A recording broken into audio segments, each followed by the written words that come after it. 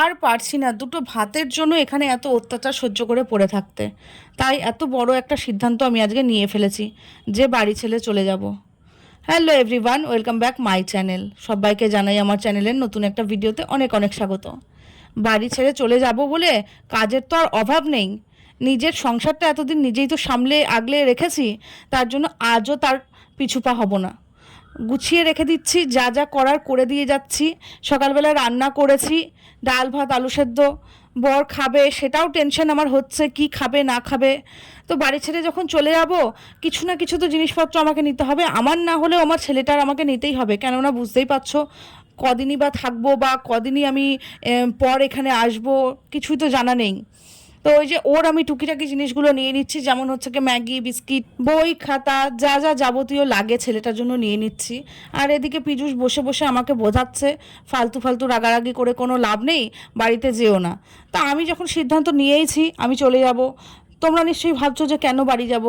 জানোই তো তোমরা যে পীযূষের সঙ্গে আমার কতই না কিছু নিয়ে ঝগড়া লাগে। তার জন্য ভাবছি না আমিও থাকবো না, ঝগড়াও লাগবে না, কিছুই হবে না। আর এইদিকে দেখছো ওরও আমি জিনিসপত্র কিছু গুছিয়ে দিচ্ছি, কেননা ওর ভোটের ডিউটি রয়েছে, ও যাবে ভোটের ডিউটিতে। আর হচ্ছে গিয়ে আমি ছাড়া তো গুছিয়ে দেওয়ার মতন কেউ নেই। আমি না থাকলে পরে তখন বেচারা বেকায়দায় পড়ে যাবে, যার জন্য আমি মানে একটা ঘরের বউরা যা যা করে থাকে আমিও তাই তাই করছি। বাড়ি ছেড়ে যাব বলে তার অন্যথা কোনো কিছু হবে তা কিন্তু নয়। সকালবেলা থেকে রান্না বান্না তো করেইছি, এদিকে বিছানাটা গোছাতে পারিনি। বুঝতেই পারছো একটার পর একটা কাজ। বাড়ি ছেড়ে চলে যাওয়ার মতন একটা সিদ্ধান্ত নিয়েছি, বাদবাকি কাজগুলো তো গুছিয়ে যেতে হবে। এইদিকে বিছনাপত্র আমি একটুখানি গুছিয়ে নিচ্ছি। ভাত করেছি, ভাতটা খেয়ে দিয়ে নিয়ে পীযূষ চলে গেছে অফিসে। ওর তো আবার অফিস আছে। পীযূষ যখন খেয়েছে পীযূষের সঙ্গে ছেলেটাও খেয়ে নিয়েছে, তাই আলাদা করে আমি ওকে আর এখন খাওয়াচ্ছি না। আর আমার কথা যদি বলো, আমি রাগ করে রয়েছি বলে খাবো না এমনটা নয়, যাবার সময় ঠিক খেয়ে নেবো, এখন আর ইচ্ছে করছে না। আর এই যে দেখছো পীযূষের ব্যাগটা ওর গোছাতে গোছাতেই আমার টাইমটা কতটা পার হয়ে যাচ্ছে। দুটো দিনের জন্য যাবে ভোটের ওখানটায়, তখন প্রপার খাবারটা পাবে কি পাবে না, তার জন্য আমি শুকনো যে সমস্ত দরকার খাবার সেগুলো দিয়ে দিয়েছি। চিড়ে, গুড়, মুড়ি, বিস্কিট, তারপরে দুই একটা ফল, ওই তো ওইগুলো দেওয়া হয়েছে। আর এইদিকে হচ্ছে কি আমি ব্যাগ ট্যাগ গোছানোর পর ভাবছি ঘরটা একটুখানি পরিষ্কার করে নিই। আমি চলে যাওয়ার পর ঘরের অবস্থা কী হবে বুঝতেই পারছো। তার জন্য আমার অবর্তমানে পীযূষ যেন কোনো অসুবিধায় না পড়ে, আমি আমার কাজগুলো কমপ্লিট করে রেখে যেতে চাই। ভাবছি আজকে আর ঘরদোর মোছামুছি করব না, কেননা বুঝতেই পারছো হাতে ভীষণ টাইম কম। একটা কাজে তো নেই, বাদ বাকি সমস্ত কাজগুলোই আমি কমপ্লিট করে যাচ্ছি। এদিকে জানলা দরজা সব কিছু লাগিয়ে দিয়ে যাচ্ছি, কেননা পীযূষের ঘাড়ে যেন বেশি ভার না পড়ে। ছেলে বসে বসে আর্ট করছে, করুক, আমি ওই দিকটাতে গিয়ে নিয়ে একটু সেলাইয়ে বসলাম। কেন বলো তো? আবার ভাবছো যে সেলাইয়ের তো কাজগুলো নেওয়া আছে, সেইগুলো যদি আমি কমপ্লিট করে না দিয়ে যাই তাহলে পরে তো ভীষণ চাপের বিষয়। আদতেও আসবো কি আসবো না, কবে আসবো সে নিয়ে তো একটা ব্যাপার রয়েইছে। তাই ভাবলাম যার জিনিস তাকে কমপ্লিট করে ফোন করে ডেকে দিয়ে দিই, আর তারপরে ঘরের মধ্যে যেগুলো নোংরা জমেছে সেইগুলো একটুখানি পরিষ্কার করে দেই, কেননা পীযূষ এসে নিয়ে যেন কোনো রকম কথা না বলতে পারে। আর ওকে আমি বলেছি আমাকে যেন ও গাড়িতে একটুখানি তুলে দিয়ে আসে, তো কখন আসবে আমি জানি না। আমি এদিকে ঘরদোর পরিষ্কার পরিচ্ছন্ন করে নিয়ে স্নানে যাব, স্নান করে পুজো টুজো কমপ্লিট করতে হবে। তারপরে ভাবছি পীযূষের জন্য একটুখানি রান্নাও বসিয়ে দিই। তো ওই যে ওইদিকে ভাত হচ্ছে, আর আমি সকালবেলা একটুখানি বেশি করেই ডাল করেছিলাম, আর আলু ভাতে করা আছে, মানে আলু সেদ্ধ মাখা।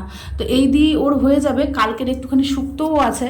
তো আমি যদিও সকালবেলা ভাত খাইনি, তাই ভাবছি এদিকে ভাতটা হোক আর আমি এদিকে ভাত একটু খেয়ে নেই, কেননা খুব জোর খিদা পেয়েছে। আর রেডিও তো হতে হবে, সমস্ত কিছু রেডি করেই ফেলেছি, চুল টুল, শুধুমাত্র ড্রেসটা পরবো খাওয়া দাওয়াটা কমপ্লিট হলে।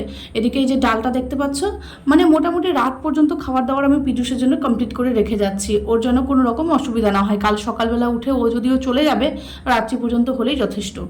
এইদিকে ছেলেকে বলছি আয় আমার সঙ্গে একটুখানি খেয়ে নে, কেননা গাড়িতে কখন খাবো না খাবো ব্যাপারটা একটা আছেই। তার উপর আবার হচ্ছে কি আমরা বাইরের খাবারও খুব একটা রাস্তাঘাটে খাই না, ছেলেকে নিয়ে একা একা বেরোবো, তাই খাইয়ে দাইয়ে নিয়ে ফটাফট জামা কাপড় পরে ছেলেকে পরিয়ে একবারে রেডি করে দিয়েছি।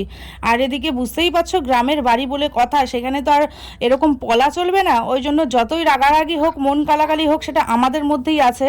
ওই শাখা পলা না পড়ে গেলে ওখানে আমাকে খুব নিন্দা করবে, যার জন্য আমি শাখা পলা পরে নিয়েছি। লোককে তো আর বোঝানো যাবে না যে আমাদের মধ্যে ঝামেলা হয়েছে, সেটা নিজেদের মধ্যেই থাকুক। এদিকে কমফোর্টেবলিওয়ালা একটা জামা কাপড় পরে নিয়েছি, কেননা বুঝতেই পারছো রাস্তার মধ্যে একা একা যাব, ছেলেকে নিয়ে এভাবে আমি কোনোদিনও একা একা যাইনি। এক হাতে ব্যাগ এক হাতে ছেলেকে ধরতে হবে, তার জন্যই আমি এরকম একটা ড্রেস পরে নিয়েছি, যেন গরমের মধ্যেও ভালো লাগে। আর পীযূষকেও ভাত দিয়ে দিয়েছি, ও বলল আমাকে নামিয়ে দিয়ে একবারে হচ্ছে গিয়ে ও ওদিক দিয়ে অফিসে চলে যাবে। বাধ্য হয়েছি আজকে আমি ছেলেকে নিয়ে এভাবে রাস্তায় একা একা যেতে। কোনো দিনও আমার পক্ষে এটা মানে আমি ভাবতেই পারিনি যে আমি একা একা রাস্তাঘাটে এভাবে নিয়ে যাব, কিন্তু কিছু করার নেই, বাধ্য হয়েছি আমি ছেলেকে নিয়ে এভাবে বেরিয়ে যেতে বাড়ি থেকে। তো ওই যে পীযূষ আমার থেকেও তারা বেশি ও আমাকে নিয়ে বেরোবে জন্য, বাড়ি থেকে বেরোনোর জন্য উঠে পড়ে লেগেছে।